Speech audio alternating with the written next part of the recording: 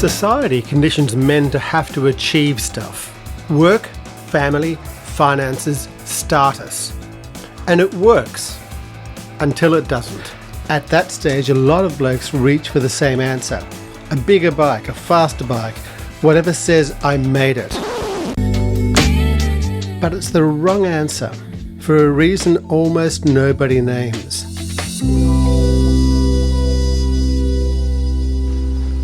The midlife crisis is real. If you're an older bloke, you might have already felt it. But almost no one responds to it right. See if this sounds familiar. You've spent years grinding away at life.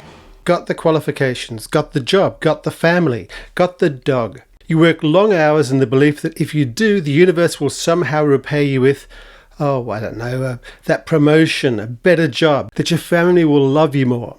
In the meantime, you're worried that you're getting older, that you no longer have the bottle, that there are younger guys nipping at your heels. And so you work harder. Your life becomes a pie-eating contest where the reward is more pie. You have this mental image of successful blokes, richer blokes, freer blokes. You go out and buy something they'd buy. Shiny, fast and expensive. The sports car, the jet ski, or worse yet, the big expensive motorcycle. But that shiny motorcycle also comes with goals. Speed, tech, repayments. It's the same problem as the rest of your life, but with horsepower. And so we feel empty, that life has somehow passed us by, or worse, that we've failed ourselves. And that shiny adventure bike is failing to fill the hole. Does this seem familiar to you? Well, there's a philosopher at MIT who has a name for what's going on. Kieran Setiya is that philosopher, and he divides everything into two categories. I'll come to the second one later, but the first category are telic activities. Things done for a purpose, to get somewhere, to finish something. You study for the degree, you work for the promotion, you grind for the house. Each one has a destination, but the thing about telic activities, the moment they arrive, they destroy themselves. Think about getting a degree. You cross the finish line, you get the piece of paper. And then what? The studying stops, the goal vanishes. It destroys itself on contact with completion. And that's fine, you think, because there's always the next thing. The job after the degree, the house after getting the job, the family, the promotion, the dog. The whole list just keeps regenerating, which means you're always moving, always with purpose, always with something ahead of you. Until you're not. You're sitting in this life you built, the house, the family, the career, and you wait for the feeling that was supposed to arrive. The satisfaction, the sense of having made it. Setiya calls it the emptiness of arrival. I call it Tuesday afternoon in my grey little apartment when the work is done and I've got nothing left to chase because I can't remember what I used to want. Telic activities, activities with a goal, promise something they cannot structurally deliver, because the moment you finish them, they vanish, and you're left standing in the space where they used to be.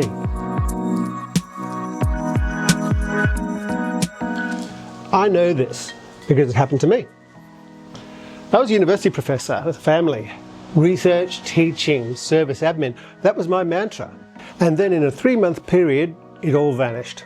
The career, the family, the house, the whole completed list. And here's what I worked out when I was sitting in the wreckage. It didn't fall apart because I wasn't good enough. I'd run the program perfectly. Academic books, journal articles, the respect of my colleagues, rave reviews about my teaching. But the Atelic Life just doesn't disappear. It disappears and takes everything with it. Now, I didn't do what most blokes do at this point. I didn't buy the Panigale or the Hayabusa, partly because I couldn't afford it. Sydney's an expensive place to live. But partly because I already had a bike, a small, slow, deeply unfashionable one, a Virago 250, and I started riding it a lot. Not to get anywhere, just to ride. I didn't know it then, but that line, just to ride, not to get anywhere, that was already the answer. I just didn't have the language for it yet.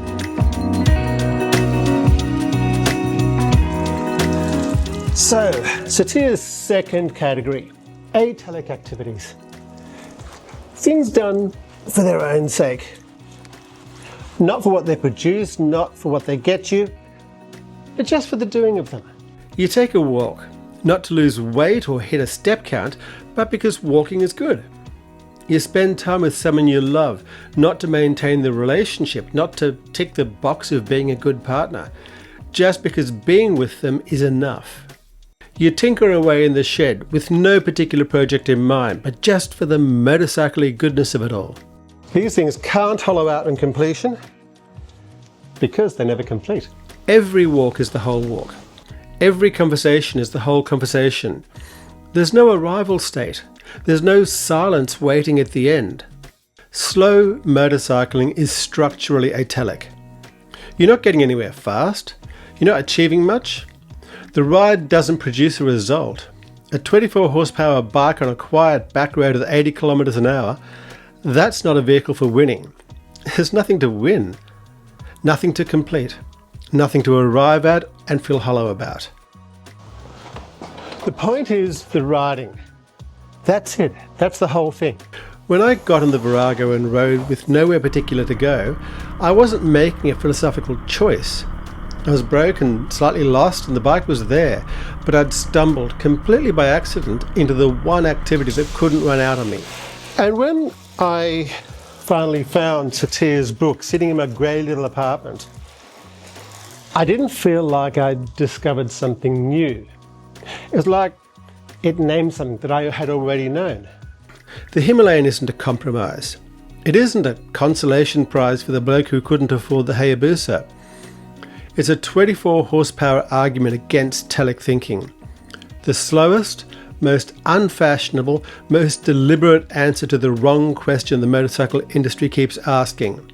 The question isn't how fast can you go? It's why are you going at all? And if the answer is the ride itself, just the ride, nothing more, then the horsepower is irrelevant. The destination is irrelevant. The only thing that matters is that you're out there moving through the world with nothing to finish and nowhere to arrive. It turns out I wasn't doing life wrong. I was just doing it atelic. I'm not telling you to sell your GS or Harley. I'm not telling you to slow down. I'm telling you that if you're sitting in the life you built wondering why it feels like an empty room, it's not because you built it wrong. It's because you were measuring it wrong. Setiya figured that out in a book. I figured it out on a 250cc Virago going nowhere on a Tuesday afternoon. Neither of us would call it a crisis anymore. They called it a midlife crisis. They were wrong. I call it finding my way home again. In the comments, tell us about your journey from goals to doing things just for the hell of them. Oh, and subscribe. It's pretty telic, but do it anyway.